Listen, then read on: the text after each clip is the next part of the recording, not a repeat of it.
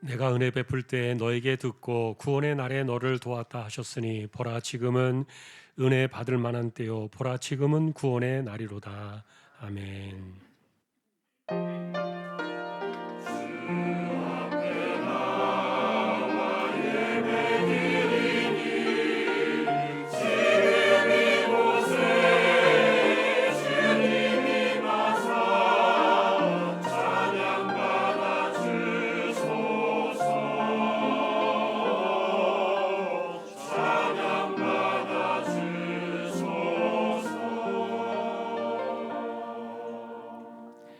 하나님 아버지 감사합니다. 주님의 날을 주시고 예배자로 저희들을 세워 주셨습니다.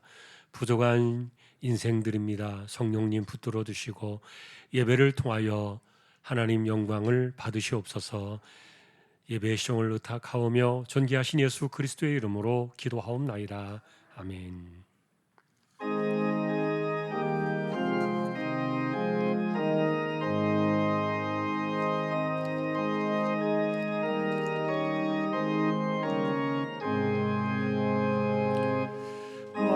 만복의 근원 하나님 온 백성 찬송 드리고 저 천사여 찬송하세 찬송 성부 성자 성령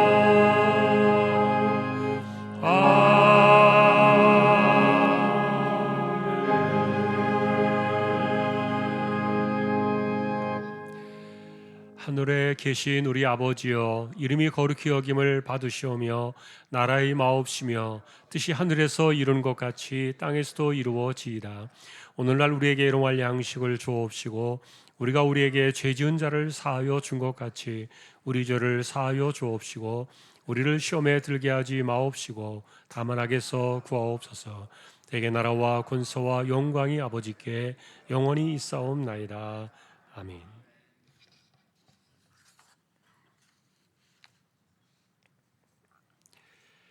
여호와여 주의 백성에게 베푸시는 은혜로 나를 기억하시며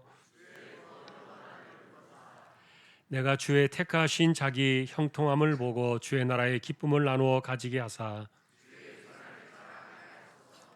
우리가 우리의 조상들처럼 범죄하여 우리의 조상들이 애굽에 있을 때 주의 기이한 일들을 깨닫지 못하며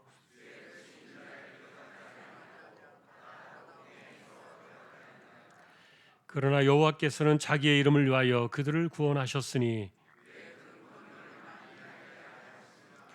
이에 홍해를 꾸짖으시니 곧 마르니 그들을 인도하여 바다 건너가기를 마치 광야를 지나감 같게 하사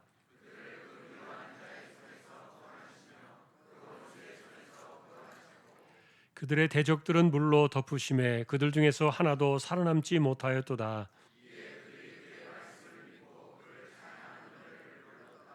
아멘.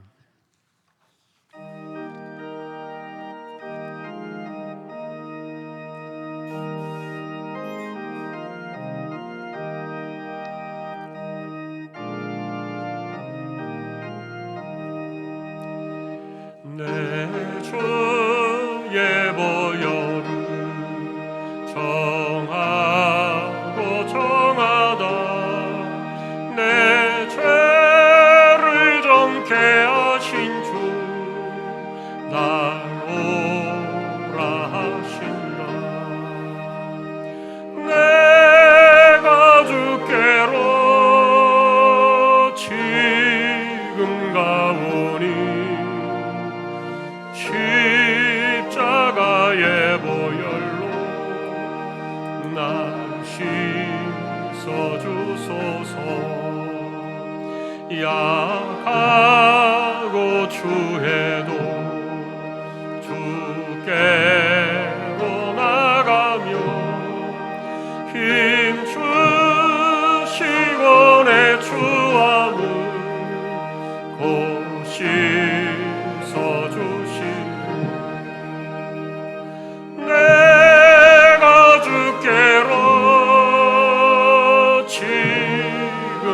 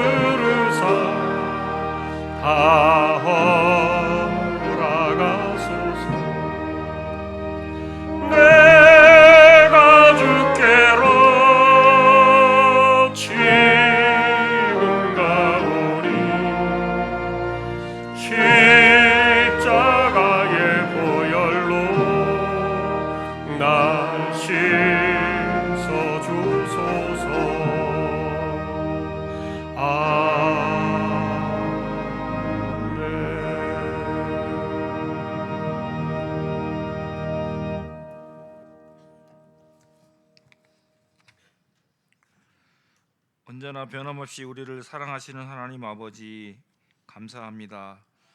지난 한 주간도 우리 주한 가족들을 하나님 은혜 안에 살게 하시고 오늘 거룩하고 복된 주님의 날에 하나님을 예배하는 예배자로 서게 해주셔서 감사드립니다.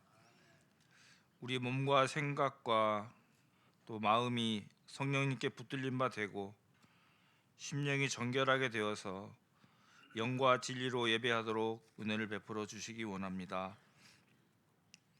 하나님과 원수되어서 영원히 죽은 우리를 불쌍히 여기시고 독생자를 십자가에 내어주시고 그가 흘리신 보혈의 능력으로 이제는 죄가 없다 선포하시며 영생의 은혜 안에 살게 해주시니 감사드립니다.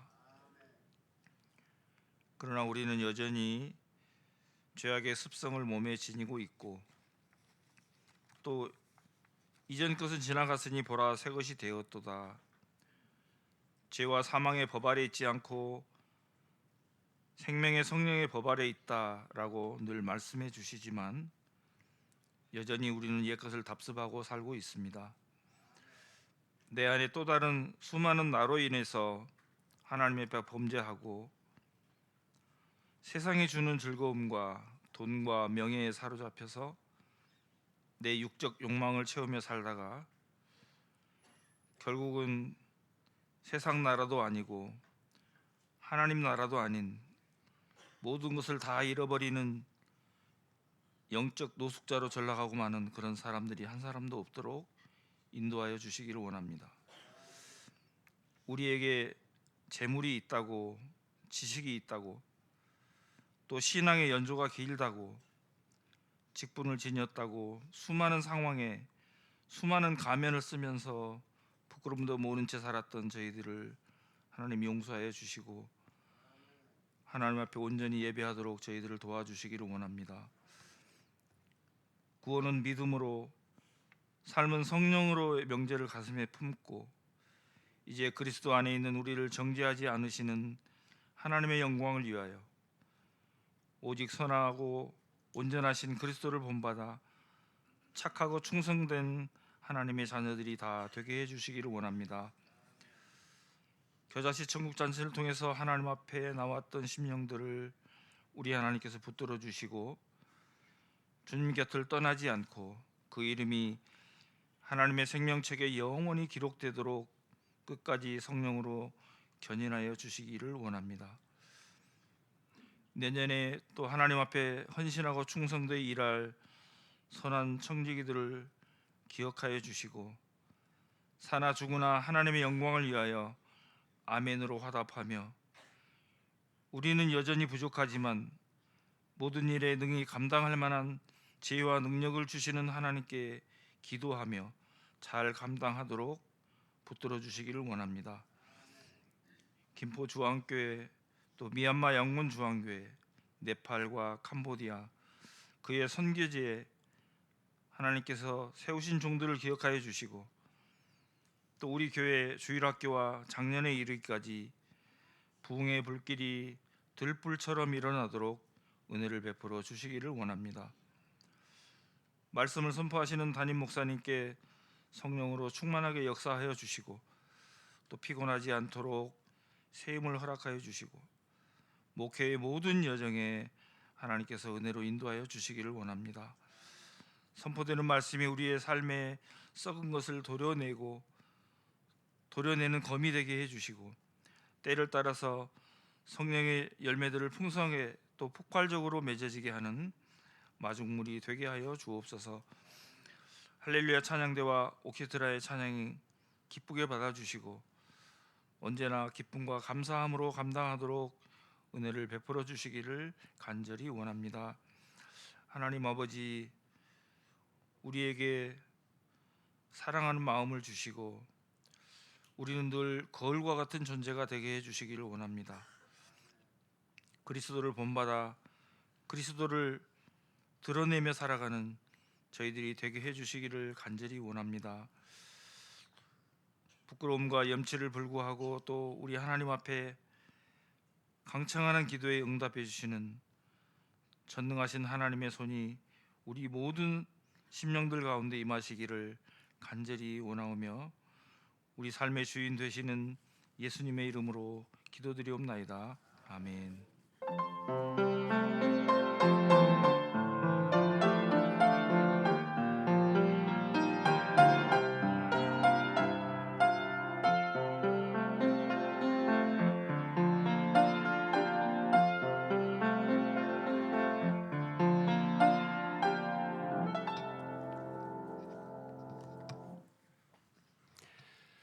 하나님의 말씀 오늘은 로마서 12장이 되겠습니다.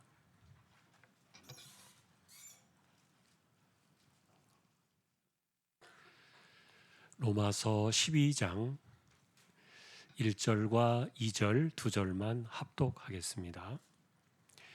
그러므로 형제들아 내가 하나님의 모든 자비하심으로 너희를 권하노니 너희 몸을 하나님이 기뻐하시는 거룩한 산 제물로 드리라. 이는 너희가 드릴 영적 예배니라. 너희는 이 세대를 본받지 말고 오직 마음을 새롭게 함으로 변화를 받아 하나님의 선하시고 기뻐하시고 온전하신 뜻이 무엇인지 분별하도록 하라. 아멘. 교회 소식입니다. 주보 12쪽 함께 보아주시기 바랍니다. 이번 주 성경 읽기 로마서 3장에서 고린도전서 7장까지가 되겠습니다. 어제까지 적립된 낙헌뇌물 9,775만 3,947원 49.88% 적립이 되었습니다. 또 감사드립니다. 2024년도 교회 요람의 사진 확인해 주셔서 꼭 참조해 주시기 바랍니다. 서기대 집사님 샤론 찬양대 또 섬기시게 되었습니다. 그리고 어제까지 교회 김장 잘 마쳤습니다. 많은 분들이 오셔서 수고해 주셨습니다. 수고하신 모든 분들께 감사드립니다. 이사하신 가정 주보를 참조해 주시고요. 저는 이번 주에 남평래 목회자 수양회가 있어서 목요일까지 다녀오게 되겠습니다. 또 기도해 주시기 바랍니다. 오늘 아래 광고는 숙명 수학교습소 허혜경 집사님 105세 사업장 소개되었습니다. 보시고 기도해 주시기 바랍니다. 다른 소식들은 주보를 보아주시면 되겠습니다. 이제 하나님 앞에 정성껏 준비하신 예물을 드리도록 하겠습니다.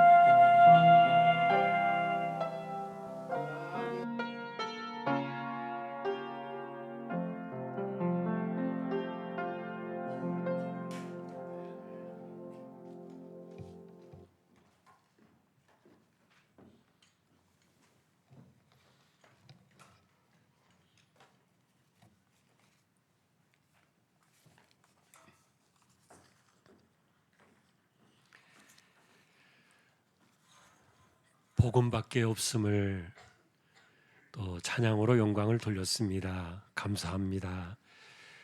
복음이 우리를 살리고 복음의 삶으로 살아가는 저희들 모두 되게 하여 주십시오.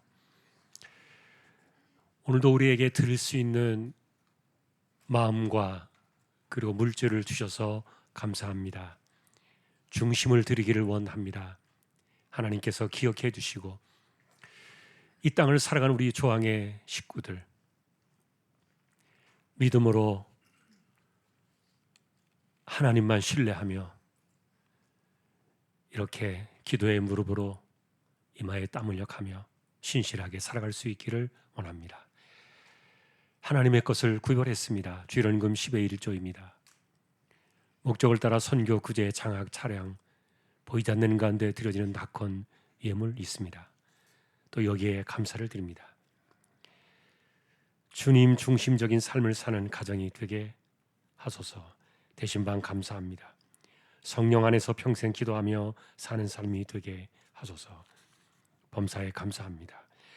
지극히 높고 존귀하신 우리 주 예수님을 영원 세세토록 감사와 찬송과 영광을 올려드립니다. 주 예수님 우리 조항의 전 가족들 끝까지 최후 승리하게 도와주십시오. 삶 가운데 늘 건강 주시며 지혜롭고 복된 자녀들로 자라게 하옵소서. 가족 건강들 지키시고 복된 길로 인도하옵소서. 모든 것이 주님의 은혜임을 범사에 감사합니다. 언니의 건강 주심을 감사합니다. 오늘 이 시간이 은혜와 구원의 땜을 깊이 깨닫게 하옵소서. 아버지의 자녀를 삼아주심에 감사하며 깨달음을 주셔서 감사하고 가족 모임 행복한 시간을 보내게 해주셔서 감사합니다. 이영자 권사님 장례를 하나님의 은혜 가운데 무사히 치르게 하심에 감사하여 예물을 드립니다. 하나님을 인격적으로 만나게 하옵소서. 하나님의 자녀로 바르게 성장하게 하시니 감사합니다. 생일 감사드립니다. 범사에 감사드립니다. 모든 것이 주님의 은혜입니다. 기도하게 하시고 응답해 주시는 하나님 감사합니다. 지난 한 주간의 삶에서도 우리 주님 간섭하시고 지혜와 은혜로 살게 하시니 감사합니다. 항상 기뻐하라, 쉬지 말고 기도하라. 범사에 감사하라. 결혼 31주년과 딸의 생일을 감사드립니다. 하나님 은혜 가운데 어머니 추도 예배드리게 하심에 감사드립니다. 하나님 아버지 오늘도 주님의 은혜로 시작하게 하심을 감사드립니다. 하나님 은혜에 감사하며 생일 감사드립니다. 기도의 무릎으로 나갑니다. 힘주시고 붙들어 주옵소서. 조용히 이름 없이 몸된 주의 교회를 섬기는 이들을 기억하여 주시고 그들의 땀과 수고로 인해 풍성한 결실이 있는 우리 교회 되게 하옵소서. 범사에 감사합니다. 모든 것이 하나님의 은혜임을 기억하며 드려지는 이 손길들을 우리 하나님께서 기억해 주시기를 소망하오며 존귀하신 예수 그리스도의 이름으로 감사하며 기도 올리옵나이다. 아멘.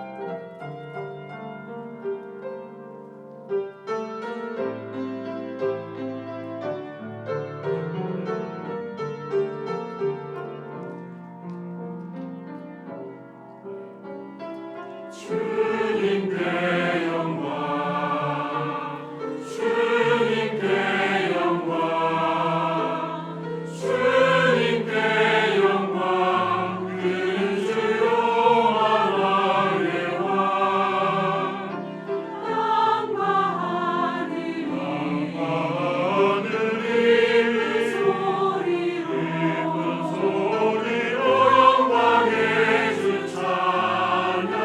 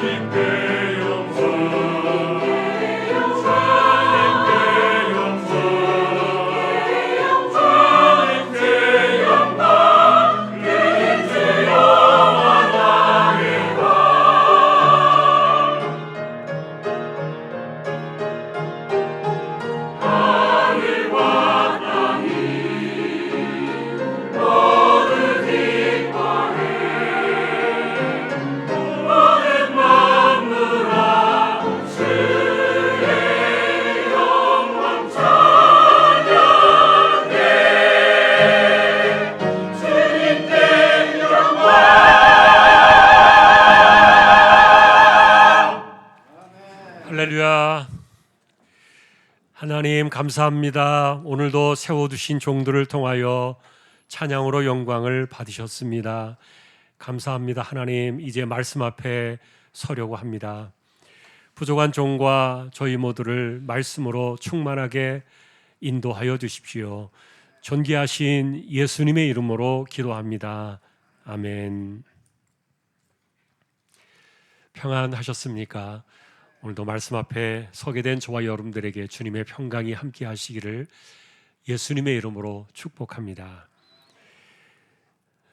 요즘 저희는 삶은 성령으로라는 구호를 통해서 우리에게 성령의 외길이 있다는 사실을 찾아가고 있습니다. 육체의 길은 죄와 사망이 지배하는 길이기 때문에 우리의 길은 아니다. 이것은 지나간 이전 것이다. 그리고 우리에게 남겨진 길은 오직 생명의 길, 성령의 외길밖에 없다. 그러나 우리가 이렇게 성령의 외길을 계속해서 찾아가야 되는 이유를 우리는 살피고 있는데, 사실 우리 자신만 보더라도 여전히 옛것이 많이 남아있고, 그리고 새로운 피조물의 길을 방해하는 것이 너무도 많기 때문에, 그래서 우리는 좀 더 많이 알아야 되겠다. 성령의 길이 도대체 무엇인가? 그리고 성령의 길이란 어떻게 살아가는 것인가? 자, 중요한 것은 그런데 오늘 여러분, 우리는 이 주제를 이야기하기 전에 하나님께서 우리에게 하신 것이 무엇인가를 먼저 정리해 보려고 해요.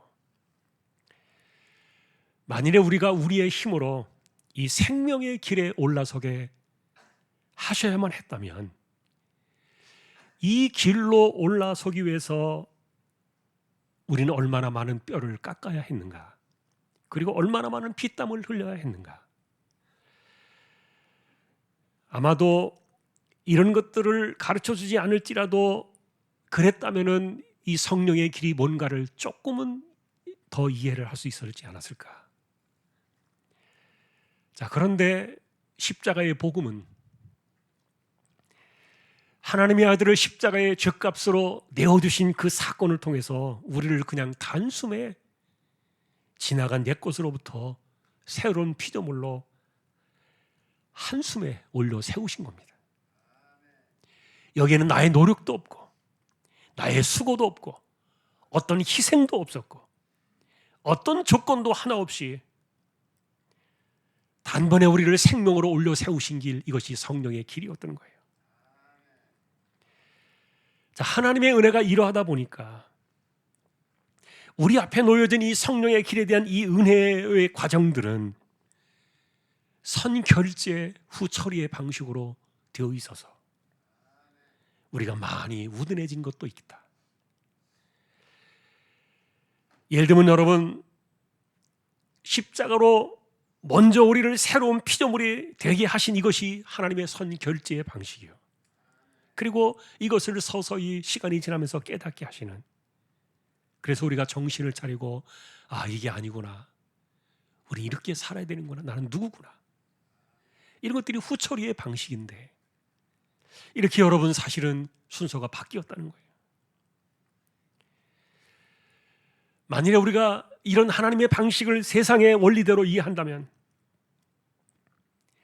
그래서 성령의 길을 걸어온 사람들만 합격을 시켜가지고 그들을 새로운 피조물의 문에 들어갈 수 있게 하신다면, 아마도 그런다면 사람들이 죽을 둥 살 둥 자녀의 자리에 도착하기 위해서 길을 쓰고 살아냈을까? 사실 너무 쉽게 주신 그 십자가의 은혜 때문에 때로는 빈둥빈둥 살아가고 허접하게 살아가면서도 그리스도인이라는 그 이름이 부끄럽다는 생각을 가질 때가 있으니까. 자, 그런데 어쨌든 중요한 것은 하나님께서는 이렇게 은혜부터 덜컥 주시고, 그리고 이제는 은혜로 살아라. 이거는 누가 봐도 역주행의 방식이에요. 그러다 보니까 먼저 받아놓고 나서 생각을 해보니까 우리의 삶이 많이 미적지근하다. 그래서 어떤 사람들은 이런 하나님의 방식을 비판하기도 했습니다. 성령의 길에 도달하는 사람들부터 점수를 매겨가지고 생명을 주셔야 되는데 하나님은 너무 선결제를 해버리셨다. 자, 그런데 여러분, 우리가 이렇게 만일 생각한다면은 과연 우리 가운데 누가 살아남을 수 있을까? 하나님의 이와 같은 은혜의 방식을 비판하고 그리고 무조건 죄 사함부터 먼저 주신 이 선결제의 방식을 비판하면서 살아간다면 여러분, 이것은 복음이 아닐 거예요. 그거는 이단들이 하는 방식이에요. 예를 들면 여러분, 솔직히 기독교인들은 이단들의 열심을 못 따라가요. 그들은 죽기 살기로 해야 돼요. 그래야만 뭘 얻으니까. 그래서 이단에 빠진 사람들은요, 재산을 다 드리고 인생을 다 드리고 그렇게 목매어 살아가도 사람들은 부족하다고 자꾸만 만들어요.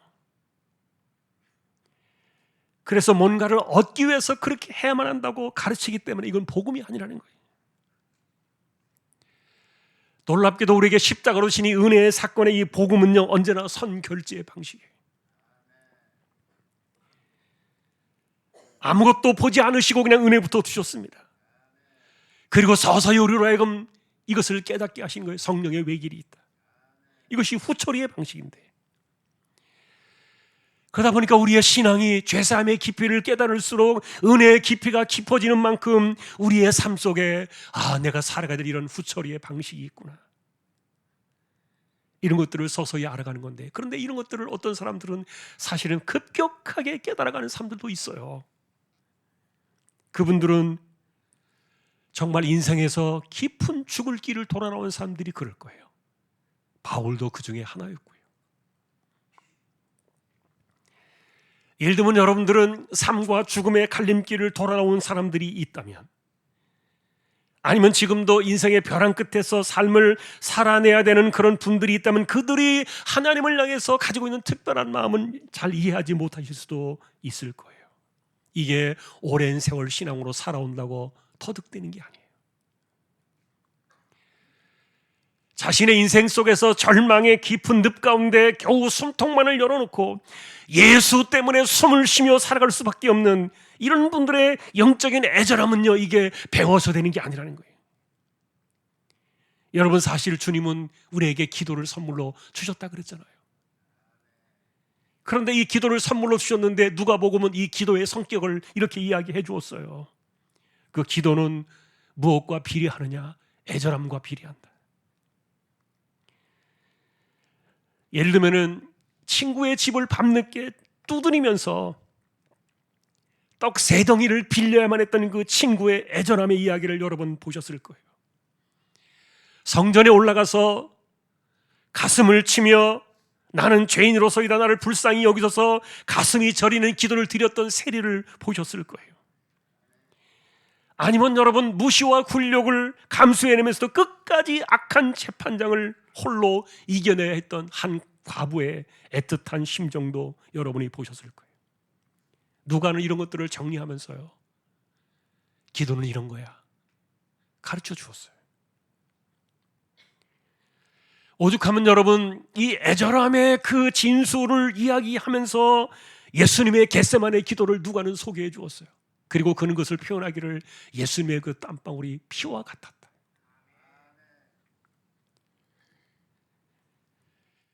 그러니 애절함의 깊이가 클수록 믿음의 깊이가 깊어진다는 말은 전혀 틀린 말이 아닌데, 그런데 문제는 이런 것들이 우리가 배워서 되는 게 아니라는 거예요. 이건 삶 속에서 특별히 거쳐가야만 하는 경험되어진 사람들의 그 특별한 은혜라고 생각되어지는데, 자, 그러나 대부분의 우리의 삶의 모습은 그런 길을 걸어가기보다는 그냥 진부한 길을 걸어갑니다. 오랜 세월 동안 그리스도인으로 살아왔다고 말하지만 우리의 삶은 굉장히 이렇게 미적지근한 삶을 살다 보니까 선결제하신 그 하나님의 방식들을 깨달아 나가는 그 깊이가 많이 부족하다는 거예요. 십자가를 깨닫고 그리고 거기에서 하나님의 아들을 죽게 하셔가지고 피를 흘려서 우리의 죄의 값을 치르게 하신 그 죄사함의 은혜를 알아갈수록 바울이 그랬던 것처럼 내가 주님을 십자가에 죽게 했습니다. 나는 죄인 중에 괴수였습니다. 사실 여러분, 우리가 그 정도는 못 되어도 그래도 우리는 십자가를 생각할수록 우리가 가야 될 이 성령의 길을 이제는 서서히 우리는 깨닫고 찾아가야 한다는 겁니다. 아니, 어쩌면 여러분들이 이런 이야기를 처음 들은 것은 아닐 겁니다. 오랜 세월 동안 신앙생활을 하는 가운데 우리에게는 반드시 이와 같이 하나님께서 예배해 놓으신 성령의 외길이 있다는 것을 여러분은 알고 계셨을 거예요. 그런데 문제는 돌이켜보면은 그것을 알고 있다 할지라도 어쩌면 우리가 우리의 눈은 여전히 세상을 바라보고 육체의 길을 바라보면서 그래서 뒤돌아서 가지고 뒤통수를 뒤로 이렇게 거꾸로 걸어가는 모양새로 이렇게 끌려가는 그런 모습처럼 살아가는 것은 아닌가. 사실 이것이 바울이 염려했던 본문의 걱정이었고요. 그래서 그것을 이제 바울은 이렇게 이야기를 한 겁니다. 우리는 이 세대를 본받지 말아야 된다. 자, 여러분, 세대를 본받는다는 이 말은 말 그대로 내가 육체로 살아가는 이전의 습성을 이야기할 겁니다. 실제로 우리 몸에 배어있는 습성은 내가 예수 믿는다고 갑자기 하루아침에 달라지지 않는 것을 여러분들도 아실 거예요. 내가 구원받은 이 선결제의 은혜를 받았을지라도 여전히 내 몸에 배어있는 습성은 성경에서 나온 것이 아니고 성령의 길에서 터득되어진 익숙해진 그것도 아니에요. 그저 태어날 때부터 세상에서 배운 그대로 태생으로부터 깃든 그것일 거예요. 그래서 이제 사도 바울은 우리에게 이 선결제의 은혜를 깨닫고 우리가 이제 해야 될 길은 후처리의 방식들을 걸어가야 되는 것인데 이것이 뭐냐?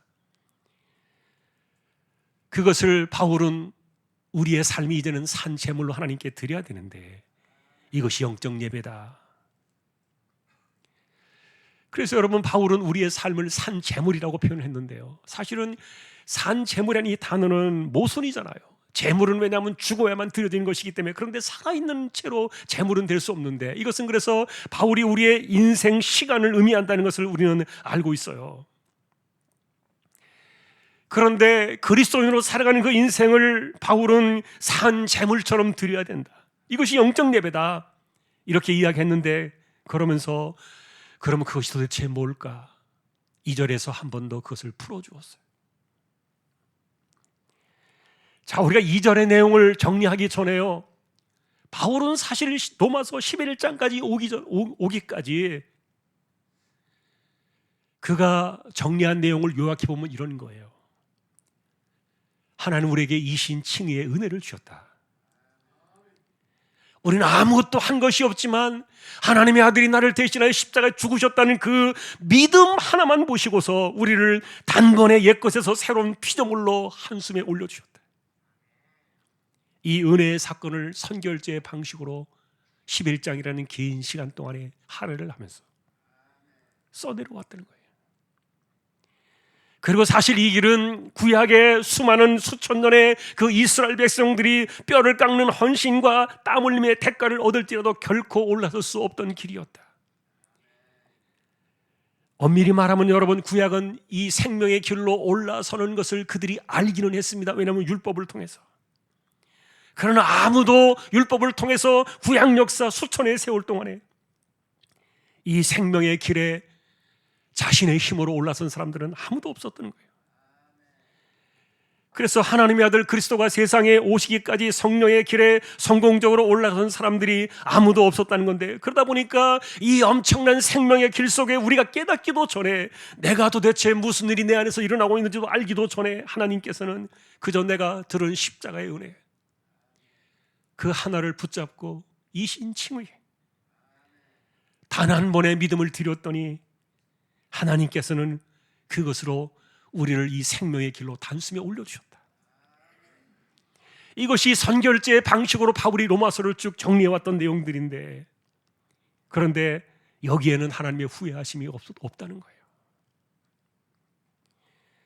여러분은 이 구절을 보셨을 겁니다. 하나님의 은사와 부르심에는 후회하심이 없느니라. 하나님이 도대체 무엇을 후회하지 않으셨다는 말입니까? 우리에게 주신 은사와 부르심이 후회가 없다 그랬는데, 여러분이 은사라는 말은 우리가 흔히 쓰는 단어, 기능적으로 이해하면은 능력을 행하시는 성령의 방식이라고 이렇게 이해할 수도 있지만, 그러나 사도 바울은 이것을 포괄적으로 로마서에서 이 단어를 썼습니다. 예를 들면은 자격이 없는 사람, 되지도 않는 사람, 그리고 틀려먹은 사람들, 이런 사람들도 그냥 다 끌어안으시면서 이제 괜찮다, 이렇게 그들에게 일방적으로 선포해 주시면서 그들에게 주신 선물, 이것이 바로 은사라는 의미로 바울은 썼어요. 그래서 하나님께서 십자가 때문에 선결제하신 이런 방식들은요, 어느 누구라도 되지도 않는 사람들을 그냥 붙들고 괜찮다 하신 거예요. 그리고 이것을 하나님은 절대 후회하지 않으신다. 여러분, 부르심 역시 마찬가지입니다. 우리의 이름 석자만 불렀다는 그런 뜻이 아니에요. 하나님께서 우리에게 어떤 자격을 주시려고 부르셨다는 말인데, 여러분 무슨 자격을 주셨습니까? 요한 사도에 의하면 우리에게 하나님의 자녀가 되는 자격을 주셨다 그랬고요. 바울은 지금 우리가 보고 있는 것처럼 새로운 피조물이 되게 하셨다, 일방적인 선물을 주시려고 부르신 거예요. 솔직히 저와 여러분들이 하나님을 아버지라고 부르는 거, 우리가 무슨 뭘 해서 얻어진 것이 아니라는 것을 아실 거예요. 여전히 우리 인생의 삶을 점수로 매겨본다면 새 것보다는 훨씬 옛 것이 더 많다는 거, 그래서 나 자신을 가리켜 나는 새로운 피조물이야, 이렇게 부르는 것이 사실은 부끄러운데, 그런데 하나님께서는 그 부르심을 후회하지 않으셨다. 지금도 후회하지 않으신다. 이것이 사실은 기독교의 진리고 복음이다 보니까, 그런데 사람들이 이 복음의 진리 안에 너무 취해가지고 예수 믿는다고 하면서도 뒤로 가든 거꾸로 가든 옆으로 가든, 그저 우리가 이 구원의 그거 하나만 너무 붙잡고 이걸 잃어버리지 않는 것도 정말 대단한 신앙인 것은 분명하지만, 우리가 너무 이렇게 엉망으로 살아온 것은 아닌가 돌아보는 것인데, 그런데 이것에 대해서도 하나님께서는 본래 그런 인간인 걸 알면서도 주셨다, 이렇게 로마서에서는 그 내용을 적었어요. 원래 인간들이 그래.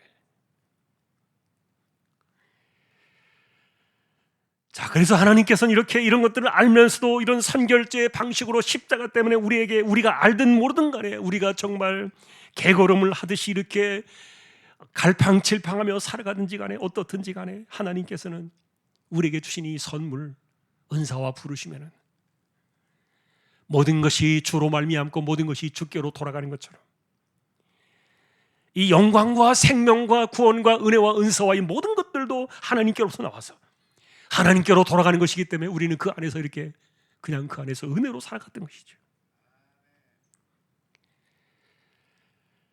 그래서 사도 바울은 이런 이야기들을 전해주면서 이제 우리가 하나님의 선결제의 방식을 알았다면 이제 이렇게 해야 되지 않겠냐. 그래서 이것이 조건으로 내세운 것이 아니라 권면이라는 이름으로 이것을 가져옵니다. 더 이상 정죄함이 없고, 그리고 어떤 무엇을 보태야 되는 것도 아니라 이미 우리에게 영원한 구원을 주신 것, 그리고 후회하심이 없는 전적인 은혜의 결과를 바라보면서 바울은 우리에게 이렇게 권면을 합니다. 우리가 가야 될 이 필연적인 성령의 길은 외길이지만, 그러나 이제 우리가 이 구원의 영원성을 깨닫고 은혜의 선결제 방식을 알고 있기 때문에 그것으로 거기서 멈춰서 되겠는가? 비록 이것이 조건은 아니지만, 그래서 바울은 우리에게 권면의 방식으로 다가오는데 하나님의 모든 자비하심으로 너희를 권한다, 이렇게 말했어요. 저는 여러분, 이것이 우리가 좋은 말로 서로 함께 격려하면서 이렇게 나갑시다. 그런 의미로 이해를 해요. 왜냐하면 사실 우리에게 놓여져 있는 이 성령의 길, 외길조차도 강제로 끌려가는 길이 되어서는 안 되기 때문에, 그러니 우리가 이 길을 깨닫고 우리는 돌아섭시다. 그것이 산재물로 살자는 바울의 이야기였고요. 그리고 이것이 하나님께서 기뻐하시는 영적 예배라는 것을 알려주었고요. 이것을 우리는 그렇게 살자라고 말했는데, 이것에 대해서 저는 이런 비교를 한번 생각해 봤어요. 여러분, 사람을 가장 많이 닮았다고 말하는 원숭이, 그리고 그 위에 침팬지, 그리고 더 위에 오랑우탄이 있는데, 이들은 훈련을 시키면 사람처럼 행동을 합니다. 사람처럼 걸어다니기도 하고요. 옷을 입혀놓으면 잘 모를 수도 있습니다. 그러나 조금 더 우리가 자세히 보면은 사람의 옷을 입고 오랑우탄이 사람처럼 행동한다고 해서 이놈이 사람인지 짐승인지 모를 수는 없어요. 반대로 여러분, 사람에게 짐승의 가죽을 입혀가지고 짐승처럼 행동을 시킨다 할지라도 사람을 가리켜 짐승이라고 말하는 사람들은 없을 거예요. 이것이 좀 적절한 비유가 아닐 수도 있겠는데, 사실은 비슷한 관점 속에서 바울은 이제 두 가지 이야기를 우리에게 해주고 싶은 겁니다. 첫째로, 당신은 세상에 속한 사람이 아니다. 당신은 이제 하나님의 사람이다. 아무것도 한 것이 없지만 하나님께서 단숨에 하나님의 사람으로 만들어 주셨다. 그러니 두 번째는, 우리는 그것을 어떻게 살아내야 될까? 나는 세상 사람들이 가는 것처럼 짐승의 옷을 입고 그렇게 살아가는 것인가? 아니면 나는 내 옷에 맞는 그리스도인의 옷을 입고 나는 그리스도인답게 살아가는 것인가?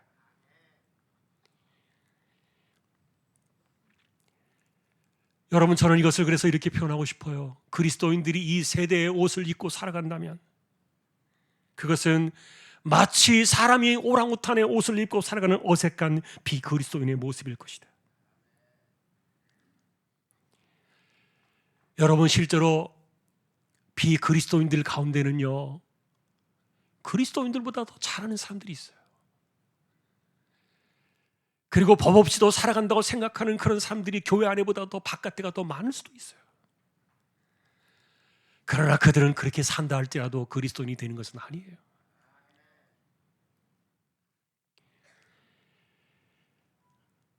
여러분, 우리는 그래서 어떤 옷을 입고 살 것이냐? 육의 옷을 입고 살아가는 것은 그리스도인의 모습이 아니기 때문에. 자, 그런데 여러분, 이제 중요한 것은 바울이 이 이야기를 집중적으로 해놓지 않았지만 이걸 우리가 어떻게 할 수 있겠느냐? 다시 말하면 나는 지금 살아가는 모습이 세상의 옷을 입고 살아가고 있는가, 아니면 하나님의 옷을 입고 살고 있는가? 바울은 이것을 그리스도의 옷이라 이렇게 말했습니다.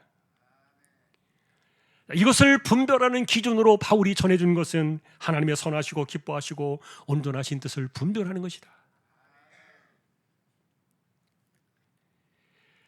여러분, 그래서 이 성경을 읽을 때마다 바울이 지금 권면하고 있는 이 하나님의 선하시고 기뻐하시고 온전하신 뜻이 무엇인가를 생각해 보지 않으셨을 수도 있어요. 그런데 저도 이 이야기를 정리하면서 한 번 더 하나님의 온전하신 뜻이 뭘까를 성경을 쫙 눌러가지고 이거를 마치 과일집을 짜내듯이 압축해서 짜내보니까 딱 단어 하나가 나와요. 그게 사랑이라는 단어입니다. 그래서 바울은 갈라디아 5장 14절에서 이렇게 말합니다. 온 율법은 내 이웃 사랑하기를 네 자신같이 하라 하신 한 말씀에서 이루어졌다. 온 율법이란 이 말은 이 세상을 향한 하나님의 백성들을 향한 하나님의 뜻을 집약한 단어인데, 이것을 그래서 성경은 우리가 하나님 사랑, 이웃 사랑 이렇게 간단하게 적어내고 있지만 사도 바울은 이 이웃 사랑이라는 이 단순함 속에 의미를 조금 더 넣었어요. 무슨 의미를 넣었느냐? 네 몸같이 사랑하라. 여러분, 이 말은요, 이게 그 말인 것 같을지라도 사실 하나님의 뜻을 분별하면서 살아야 된다, 세대를 본받지 말라라고 말했던 그 배경 속에 이런 것들이 들어있다는 말이에요. 그 예를 들어서 여러분, 반대로 그렇다면 이 세대의 특징은 뭐냐? 이 세상 속에서는요, 내 몸처럼 이웃을 대하는 사람을 찾아볼 수 없을 거예요. 아무리 잘한다 할지라도 자기를 사랑하는 것처럼 그렇게 할 수 있는 사람은 없다는 말인데, 왜냐하면 여러분, 기본적으로 이 세대는 자기를 위해 삽니다. 그리고 자기 중심으로 세상을 바라봅니다. 이게 고집처럼 체질화되어 있는 것이 이 세대인데, 오늘날에 여러분 MZ세대라는 새로운 그 세대를 향해서 이렇게 요약을 해요. 사람들이, 사회학자들이. 공통된 특징이 뭐냐? 내가 좋으면 한다, 내가 싫으면 안 한다, 내가 원하면 하고 내가 원하지 않으면 안 한다. 자기 중심의 삶을 가르쳐요. 그래서 내가 하는 말, 내가 하는 행동이 다른 사람들에게 어떤 영향을 끼치고 나 때문에 다른 사람이 얼마나 아플 수 있는지에 대해서 전혀 고려하지 않습니다. 내가 힘들면 그만두지 뭐. 내가 하기 싫으면 손을 놓아버립니다. 내 중심으로 구성되어져 있는 이런 삶의 가치관 때문에 그러는데, 이런 세대를 가리켜서 어떤 작가는 이렇게 표현을 했어요. 어떤 사람이 주먹으로 얼굴을 때렸는데, 그런데 때린 사람이 어떻게 표현하는가 하면 맞은 저 사람이 얼굴을 내 주먹에 갖다 쳤다는 거예요. 여러분, 주먹이 얼굴을 친 겁니까? 얼굴이 주먹을 때린 겁니까? 얼른 들으면 여러분도 헷갈릴 거예요. 근데 주먹이 얼굴을 때린 거지 어떻게 얼굴이 와서 주먹을 쳤냐고요. 근데 이렇게 말도 되지 않는 이 적반하장의 이런 소리들이 우기면서 따져들어가지고 혼동을 일으키는 세상이. 왜 이런 말이 나오느냐? 자기 중심으로 세상을 해석하니까. 이게 세대의 모순이다, 그런 글을 보았는데, 여러분, 이런 것들이 지금 세대만의 일들은 아닐 겁니다. 바울 역시 그런 부분들을 정리했으니까요. 그래서 아까도 말했던 것처럼 하나님의 온전하신 뜻, 선하시고 기뻐하시고 온전하신 뜻을 이 성경을 통해서 압축해서 끌어내는 것이 사랑이라는 단어인데, 그래서 예수님께서도 이 사랑이라는 계명을 3계명이다 그랬고요. 사도 요한 역시 하나님만이 사랑이시다 그랬고, 그래서 사도 바울은 이 사랑이라는 주제로 고린도서 13장이라는 성경 한 장을 거기에 다 할애해서 써야만 할 정도로 대단히 중요했던 주제예요. 이거는 이 세대를 향한 하나님의 선하시고 기뻐하시고 온전한 뜻이 무엇인가를 이해해주는 더 깊은 이해를 주는 내용들이었는데, 여러분, 예를 들면 바울이 전해주고 있는 그 사랑의 무게를 그는 이렇게 적어주었습니다. 방언을 하는 사람이, 천사의 말을 하는 사람이 사랑이 없다면 시끄러운 꽹과리다. 여러분, 방언을 아무나 합니까? 천사의 말을 아무나 합니까? 이 얼마나 신비한 영적인 상태입니까? 그런데 사랑이 없다고 해서 시끄러운 소리라고 말해도 되는 것입니까? 어떤 사람에게 예언하는 능력이 있습니다. 그리고 어떤 사람이 모든 비밀과 모든 지식을 다 알고 있습니다. 그런데 심지어 산을 옮기는 믿음도 있습니다. 그런데 사랑이 없습니다. 바울은 말합니다. 아무것도 아니다.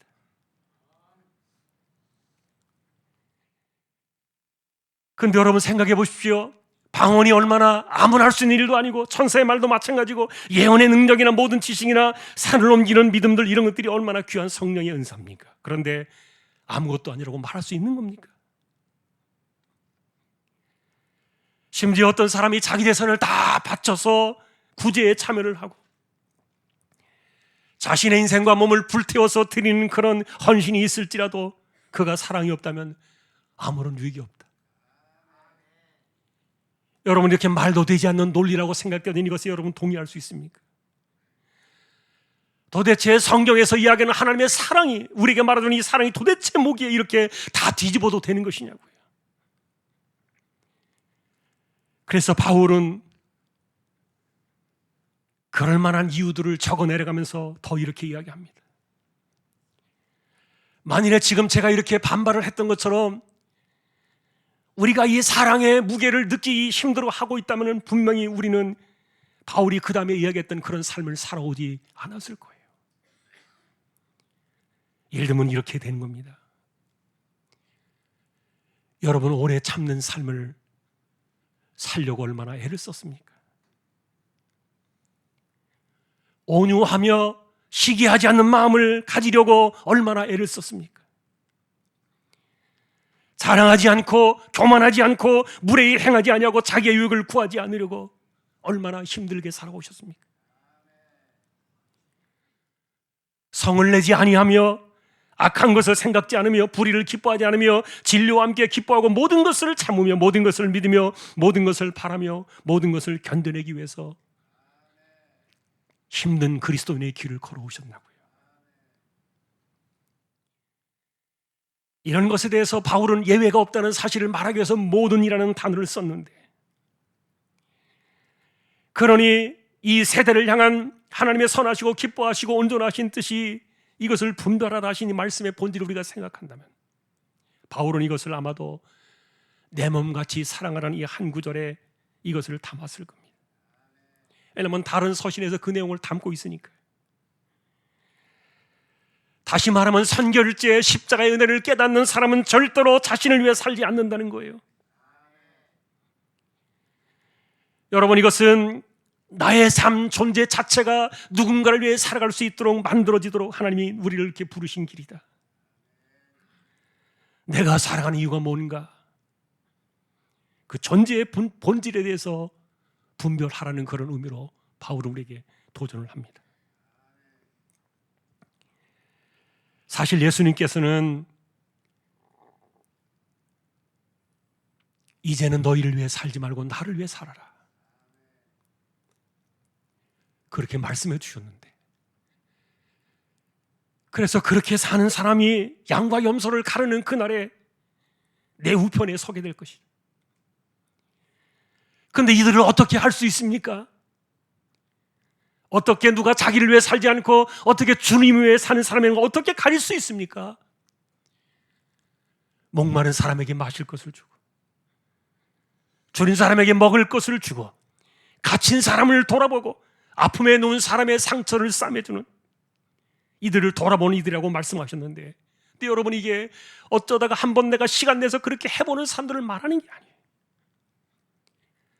내가 대하는 모든 사람들의 삶 속에서 그들을 마치 주님을 대하듯이 그렇게 하는 사람들이 삶에서 나오는 내용들이에요.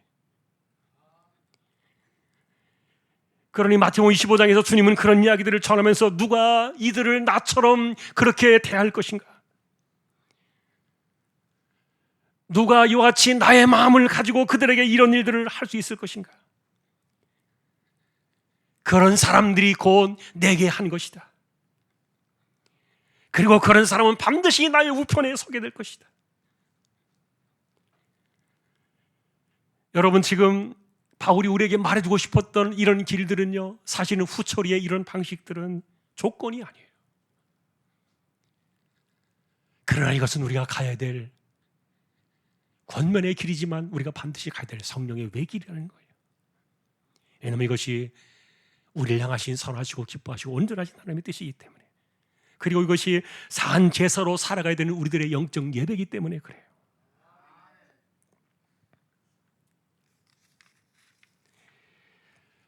오늘도 우리 잠시 찬양을, 짧은 찬양을 한번 하고 결론을 맺겠습니다. 바울이 전해준 고전 13장의 사랑에 대한 찬양입니다.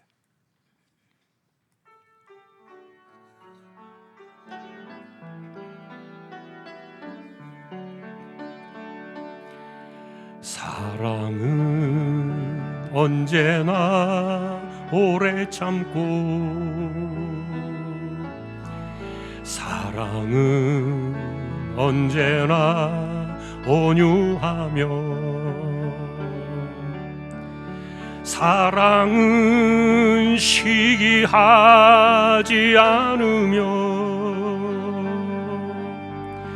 자랑도 교만도 아니하며, 사랑은 사랑은 무례히 행치 않고 자기의 유익을 구치 않고 사랑은 성내지 아니하며 진리와 함께 기뻐하네. 사랑은 모든 것 감싸주고 바라고 믿고 참아내며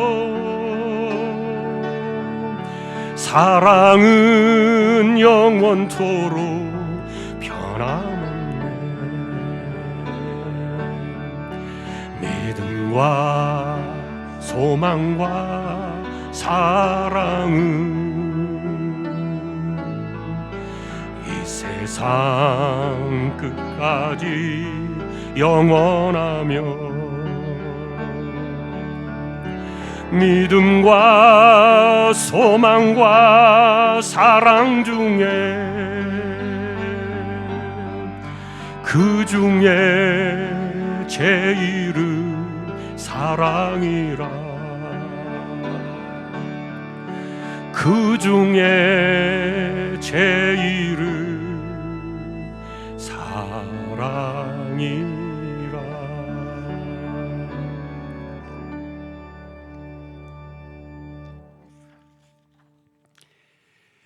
오늘 우리는 왜 이런 일들이 권면으로 찾아와야 하는가? 왜 필연이요, 조건이요, 그리고 중요한 그런 전제다 이렇게 말하지 아니하고 바울이 그저 권면으로 이야기를 찾아올까? 이것은 이미 우리에게 주신 선결제의 방식 때문이다. 사실은 하나님은 우리에게 강요하지 않으셨고 우리에게 채찍질을 때리지도 않으셨고 그저 선결제의 은혜만을 부어주신 것만이 전부였는데, 그러다 보니까 이제 바울은 우리에게 이런 것들을 깨닫고서 그의 입장에서 우리에게 이야기를 전해주는 거예요. 우리에게는 후처리의 일이 남았다. 우리가 어떻게 이 세대를 본받으며 살까? 그리고 우리가 어떻게 하나님의 뜻을 무시해버리고 하나님의 그 뜻을 분별하지 않고 살아갈 수 있을까? 여러분, 그래서 이웃 사랑이라는 이 한 절 속에서 우리가 담아낼 수 있는 것은 바울이 우리에게 보여줬던 이 하나님의 뜻은 뭐냐? 이제는 너희를 위해 사는 것이 아니다. 내가 내 몸을 끔찍히 아끼는 것처럼 다른 사람을 그렇게 대하라. 그리고 내가 주님 앞에서 정말 껍벅 죽는 사람인 것처럼 주님을 대하듯이 그런 마음으로 이웃을 대하라. 어쩌다 한번 그렇게 하는 것이 아니라 정말 사람들을 대하는 그런 모습의 삶이 내 안에 배어 있을 때 나도 모르게 주님께 한 것처럼, 그래서 주님은 그것이 내게 한 것이다. 여러분, 그래서 우리가 이것이 산 제사의 삶을 살아가는 것이고 영적 예배라고 말씀을 드려주고 있는데, 아마도 주님께서는 우리에게 이렇게 이야기하시겠죠. 네가 나의 십자가를 아느냐? 네가 알기 전에, 깨닫기 전에, 듣기 전에 하나님께서 행하신, 약속하신 대로 십자가의 이 무한한 영원한 죄의 용서와 정죄함이 사라진 이 선결제의 방식을 네가 이해를 하느냐? 그래서 그와 같은 삶 속에서 내 삶을 이끌어갈 수밖에 없는, 내가 이 성령의 외길을 회피할 수 없고 그저 뒤돌아서 가지고 질질 끌려가는 그런 모습도 아니고, 그리고 개걸음 치듯이 그냥 왔다 갔다 하는 그런 방식도 아니고, 정말 똑바로 앞을 바라보며 성령의 길을 가려고 했느냐? 이것을 만약 우리가 그렇게 삶을 살아갔다면 주님께서 우리에게 그리 이야기하실 겁니다. 내가 너에게 준 십자가의 선결제를 네가 이해했구나. 여러분, 오늘 이것이 바울이 우리에게 주는 마지막 삶의 방향이요 성령의 외길임을 한 번 더 기억하면서 주님의 영원한 영광에 참여할 때 우리가 부끄럽지 않은 자로 서기 위하여 바울이 이렇게 하나님의 모든 자비하심으로 우리를 권면으로 찾아오는 이 말씀의 내용들이 저와 여러분들의 삶이 될 수 있기를 존귀하신 우리 주님의 이름으로 간절히 축원합니다. 찬송가 312장입니다.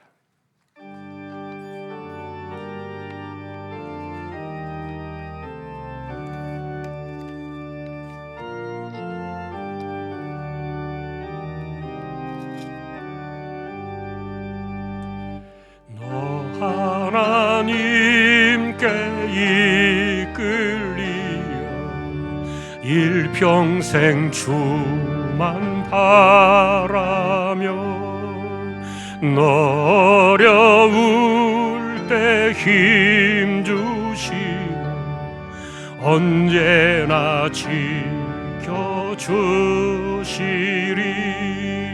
주 크신 사랑 믿는 자 그 반석 위에 서리라. 너 설레는 맘 가다듬고 희망 중 발달이면서 그 은혜로 신 주의 뜻과 사랑에 만족하여라.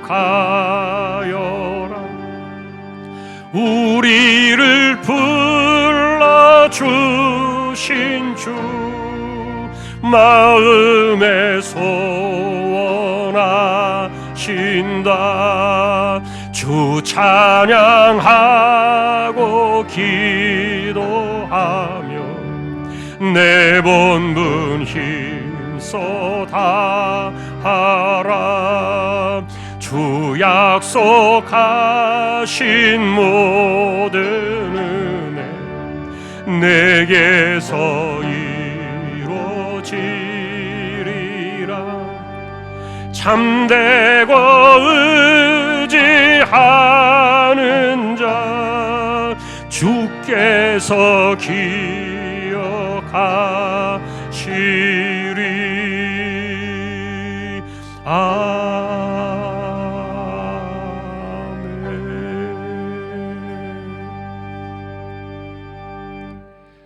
파송의 기도는 우리 함께 일어나셔서 함께 기도를 드리겠습니다. 잠시만 여러분 눈을 감고 오늘 말씀을 좀 정리해 보십시오. 하나님 우리에게 선결제를 주셨습니다. 후회하심이 없는 결제입니다. 돌이키시지 않을 겁니다. 그래서 우리에게 이제는 남은 길은 권면으로 찾아온 성령의 외길입니다.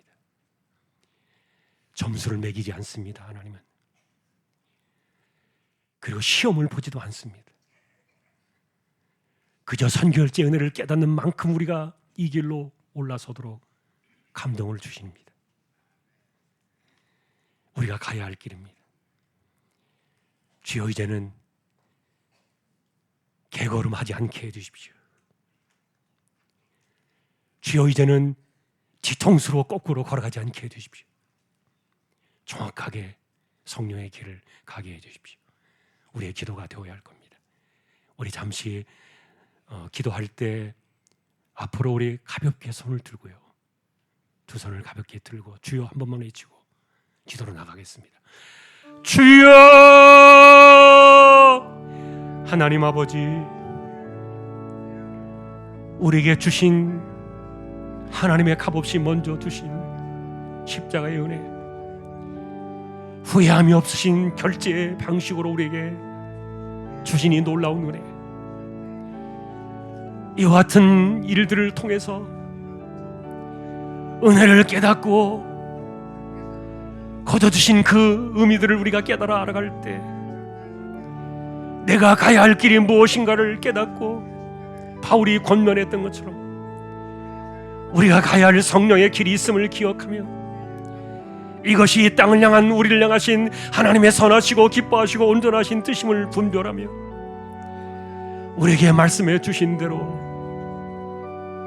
이제는 자신을 위해 살지 않고 오직 주를 위해 살아가며 그리고 다른 사람들을 위해 살아가며 내 인생의 시간들을 하늘의 미랄같이 땅에 드릴 수 있는 그런 삶을 살아가는 것이 산제사요 영적인 제사임을 영적인 예배임을 한 번 더 기억하며 이것이 우리의 삶이 되게 해주시고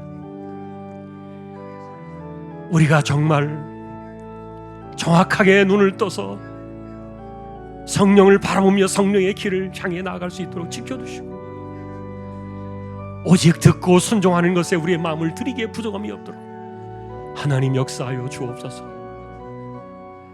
복음으로 살고 복음을 이해하고 복음으로 인생을 만들어가는 우리 모두가 다 되게 하여 주옵소서.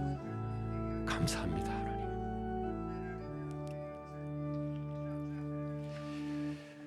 이재용 집사님, 최태경 청년, 신배한 집사님, 조인성 청년, 김한솔 청년, 백형래 집사님, 조말순 집사님, 연약한 이들을 의탁합니다. 병원 치료받는 이들이 있습니다. 수술을 했습니다. 회복을 기다리고 있습니다. 하나님께서 기억하시고 붙들어 주시고 힘을 더하여 주옵소서. 연세 많으신 분들 기력을 붙드시고 맑은 정신 총기가 흐려지지 않게 하여 주옵소서. 선교지와 개척된 교회와 세우신 주님의 종들을 붙들어 주시고 입시를 치르고 진로를 열어가는 우리 자녀들의 삶을 하나님께서 간섭하여 주시며 우리 교회에 속해 있는 조항의 가족들 젖먹이 어린아이부터 백발 이른 노년에 이르기까지 모두가 다 복음을 깨닫고 복음을 이해하며 복음으로 살아가기를 힘쓰는 우리 모든 심령들이 모두 되게 하여 주옵소서.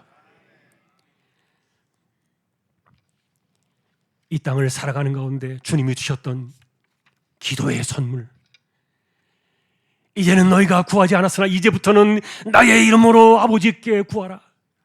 그리하면 내가 행하겠다. 약속의 말씀을 따라 기도의 힘으로 나아갈 때 병든 자들이 일어나고 가난한 자들이 힘을 얻고 약한 자들과 상처와 슬픔을 당하고 고통 가운데 있는 사람들이 세상을 이기며 환난을 이겨내는 은혜들을 더하여 주옵소서. 기도의 깊이가 주님 앞에 상달되어지는 더 깊은 기도로 나아갈 수 있도록 우리의 심령을 이끌어 주시고 십자가로 드신 그 선결제의 방식들을 복음을 깨닫고 우리의 삶을 드리기를 기뻐하는 우리 모두가 되기를 존귀하신 우리 주님의 이름으로 간절히 기도하오며 십자가로 우리에게 값없이 거둬두신 은혜를 거둬두신 우리 주님 예수 그리스도의 은혜와 하나님 아버지의 사랑과 성령님의 감화 감동 위로 인도 교통 충만하심이 복음을 알고 복음으로 살기를 원하는 우리 모든 심령들 조항의 가족들 위해 이제로부터 영원까지 함께 있을지어다. 아멘.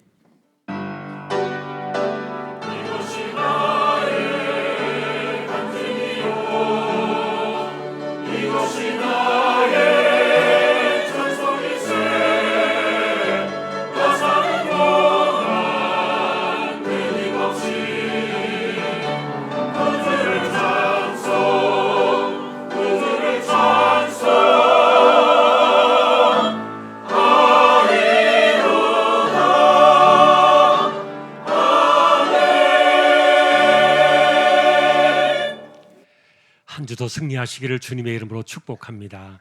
오늘 소개할 분이 계십니다. 김희자 성도님, 문용순 성도님 어디 계신가요? 한번 일어나 주시겠어요? 예, 잠깐 일어나 주시죠. 예, 앞에 한 분 계시고요.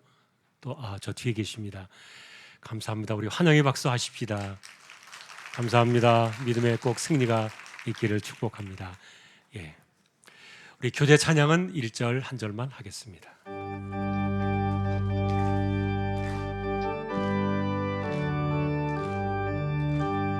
예수 안에서 우리와